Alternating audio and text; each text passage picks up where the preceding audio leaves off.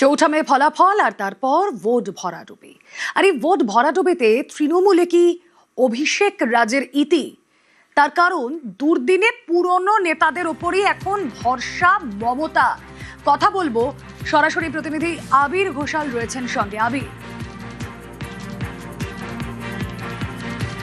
একেবারেই তাই। এবং যারা বিদ্রোহী ব্লকে গিয়ে নাম লেখালেন এবং যারা এখনো পর্যন্ত আদি তৃণমূলে রয়ে গেছেন, তাদের অনেকেই অভিযোগ করতে শুরু করেছিলেন যে তাদের তো কোনো কথা শোনাই হয়নি, আত্মবিশ্লেষণ করার প্রয়োজনও হয়নি, এবং তাদের বক্তব্য ছিল যে সাংগঠনিক ক্ষেত্রে দাঁড়িয়েও যারা একটা সময় মমতা বন্দ্যোপাধ্যায়ের সঙ্গে লড়াই করেছিলেন, দুর্দিনে থেকেছেন, তাদের কথাও সেভাবে গুরুত্ব দেওয়া হয়নি।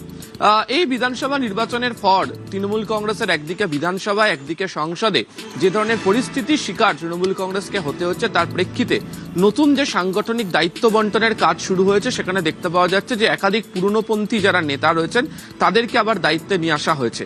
আবার বহু জায়গাতে দেখতে পাওয়া গিয়েছে যে যারা বিদ্রোহী ব্লকে গিয়ে নাম লিখিয়েছেন সেই জায়গাতে অন্য কাউকে দায়িত্ব দেওয়া হচ্ছে।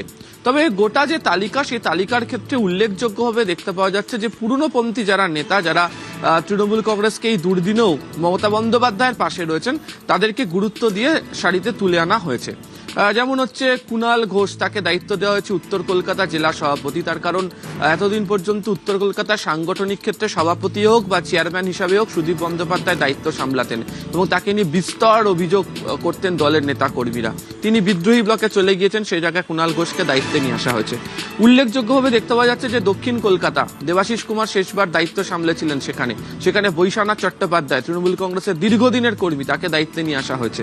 আবার দেখা যাচ্ছে যে দক্ষিণ 24 পরগনা এর আগে যাদবপুর, ডায়মন্ড হারবার, সুন্দরবন তিনটি সাংগঠনিক জেলা ছিল, সেখানে একটি মাত্রই দক্ষিণ 24 পরগনা সাংগঠনিক জেলা শুভাশিস চক্রবর্তীকে দায়িত্ব দেওয়া হয়েছে।